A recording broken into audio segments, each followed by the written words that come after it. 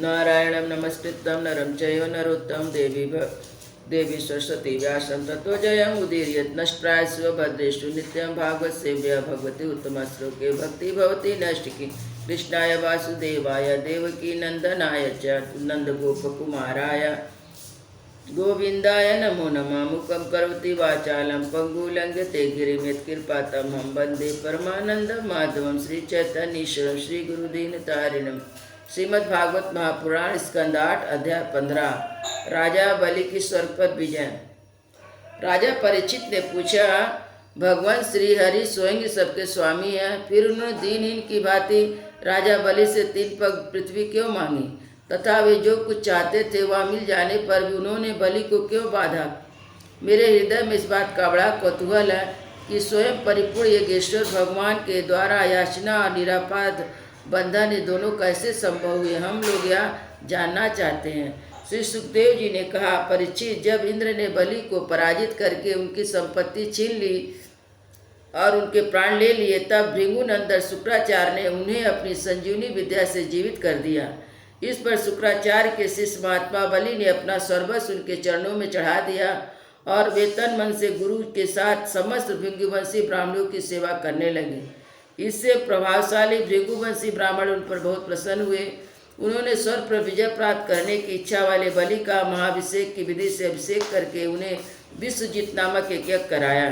यज्ञ की विधि से हविष्यों के द्वारा जब अग्नि देवता की पूजा की गई, तब यह कुंडलों में से सोने की चादर से मढ़ा हुआ एक बड़ा सुंदर रथ निकला।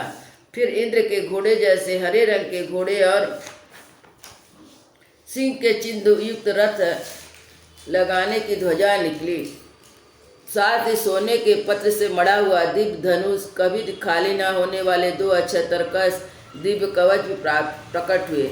दादा प्रहलाद जी ने उन्हें एक ऐसी माला दी जिससे फूल कभी कुमलाते न थे, तथा शुक्राचार्य ने एक शंख दिया। इस प्रकार ब्राह्मणों की कृपा से युद्ध की सामग्री प्राप्त करके उनके द्वारा स्वस्तिक वाचन हो जाने पर राजा बलि ने उन ब्राह्मणों की प्रदक्षिणा की और नमस्कार किया। इसके बाद उन्होंने प्रहलाद जी से संभाषण करके उनके चरणों में नमस्कार किया। फिर वे भृगुवंशी ब्राह्मणों के दिए हुए दिव्य रथ पर सवार हुए। जब महारथी राजा बलि ने कवच धारण कर धनुष, तलवार, तरकस आदि शस्त्र ग्रहण कर लिए और दादा की दिव्य सुंदर माला धारण कर ली, तब उनकी बड़ी शोभा हुई। उनकी भुजाओं में सोने के बाजूबंद और कानों में मकराकृत कुंडल जगमगा रहे थे। उनके कारण रथ पर बैठे हुए ऐसे सुशोभित हो रहे थे मानो अग्निकुंड में अग्नि प्रज्वलित हो रही है। उनके साथ उन्हीं के समान ईश्वर, बल और विभूति वाले 10 सेनापति अपनी अपनी सेना लेकर हो लिए। ऐसा जान पड़ता था मानो आकाश को पी जाएंगे।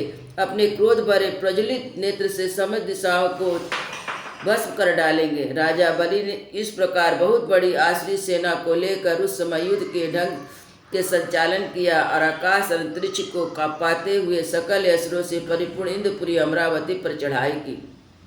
देवताओं की राजधानी अमरावती बड़े सुंदर सुंदर नंदन वन और उद्यान उपवन है। उन उद्यानों उपवन में पक्षियों के जोड़े चहकते रहते हैं।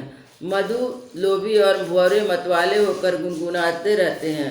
लाल लाल नए नए पत्तों, फलों और पुष्पों से कल्प वृक्षों की शाखाएं लदी रहती हैं।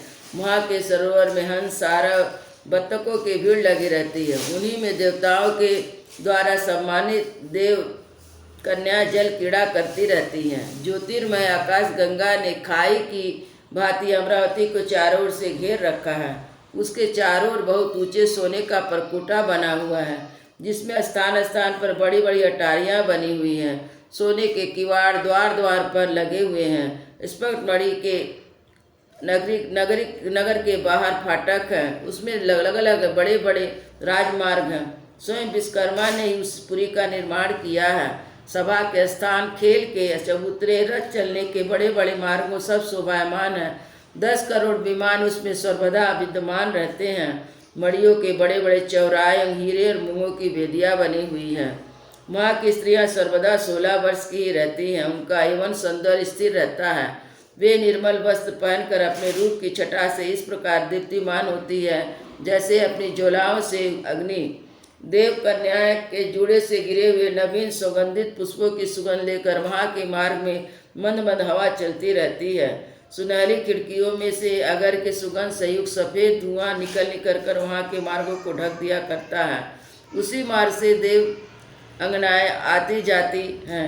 स्थान स्थान पर मोती की झालरों से सजाए हुए चंदेवे तने रहते हैं। सोने की मणि में पताकाएं फहराती रहती हैं। छज्जों पर अनेक झंडियाँ लहराती रहती हैं। मोर कबूतर भौरे कलगान करते हैं। देवांगनाओं के मधुर संगीत से सदा मंगल छाया रहता है।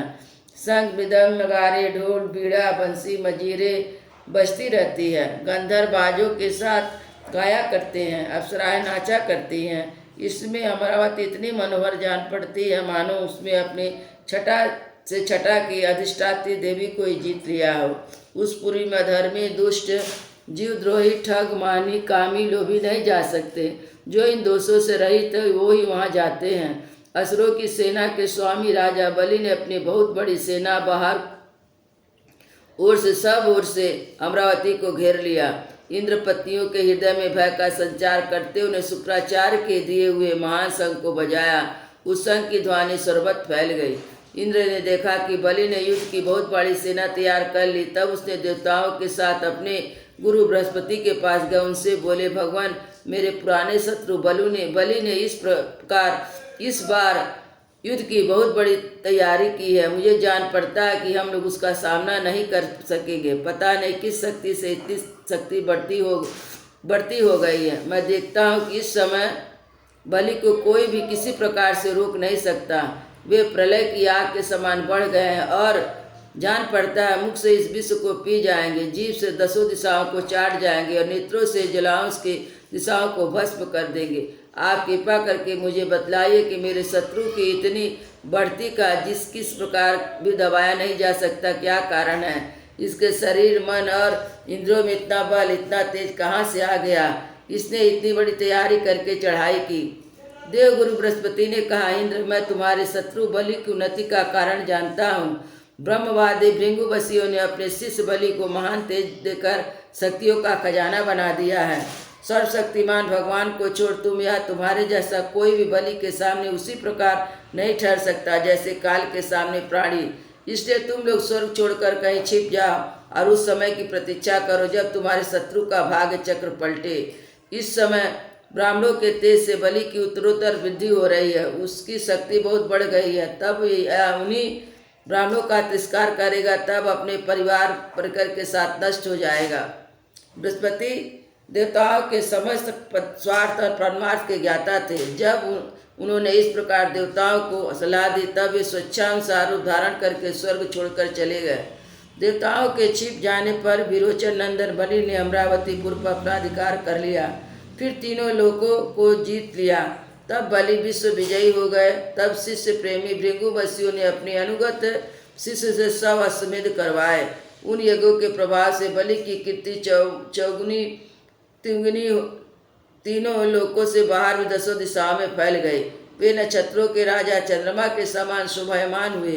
ब्राह्मण देवताओं की कृपा से प्राप्त समृद्धि राजलक्ष्मी को बड़ी उदारता से उपयोग करने लगे, अपने को कृतकृत्य मानने लगे। वृंदावन बिहारी लाल की जय। जो जय श्री राम लला की जय।